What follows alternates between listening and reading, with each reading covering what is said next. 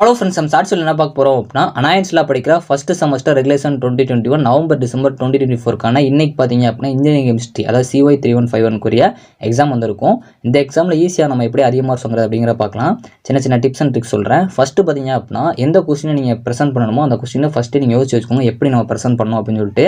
Maximum properties, types, applications இந்த மாதிரி இருக்க கான்செப்ட்லாம் கொஞ்சம் நல்லா பார்த்துக்கோங்க. 2 மார்க்ஸ் பொறுத்த வரைக்கும் டிஃபரன்ஷியேட் கொஸ்டின்லாம் கேட்பாங்க. ரெண்டுமே கம்பேர் பண்ணி இருக்கிற மாதிரி கொஞ்சம் நல்லா பார்த்து வச்சுக்கோங்க. ப்ரெசன்டேஷன் ரொம்ப முக்கியமான ஒன்று.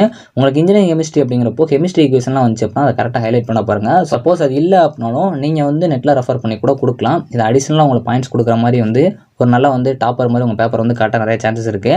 அப்ளிகேஷன்ஸ் நீங்களாக கொடுக்க பாருங்கள். ரியல் டைமில் எங்கே யூஸ் பண்ணுறாங்க அந்த கான்செப்ட்டையும் கொஞ்சம் பார்த்துக்கோங்க. ஒரு கொஸ்டின் எழுதுறதுக்கு முன்னாடி டெஃபினேஷன் கொடுத்து எழுதிங்க அப்படின்னா நீட்டாக இருக்கும்.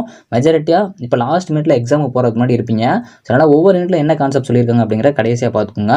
இப்போ ஃபஸ்ட் யூனிட்னா வாட்டர் பற்றி இருக்கும், செகண்ட் யூனிட்னா நானோ மெட்டீரியல்ஸ் பற்றி இருக்கும். ஸோ இந்த மாதிரி ஒவ்வொரு கான்செப்டாக பார்த்துட்டீங்க அப்படின்னா இப்போ 11A 11B இந்த ரெண்டுலேயுமே பார்த்தீங்க அப்படின்னா ஃபஸ்ட் யூனிட்ல தான் கொஸ்டின் கேட்பாங்க.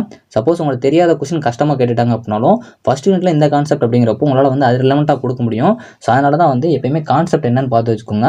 அதே மாதிரி டெஃபினேஷன் கொடுக்குறதுக்கு ஃபஸ்ட் யூனிட் செகண்ட் யூனிட் என்னென்ன சொல்லியிருக்காங்களோ அந்த டெஃபினேஷன் ஒரே ஒரு டெஃபினேஷனாலும் படிச்சு வச்சுக்கோங்க. அது ரிலவெண்ட்டாக கொடுக்க பாருங்க. Okay friends, all the best. எல்லாரும் எக்ஸாம்ஸ் நல்லா பண்ண பாருங்க. தேங்க்ஸ் ஃபார் வாட்சிங்.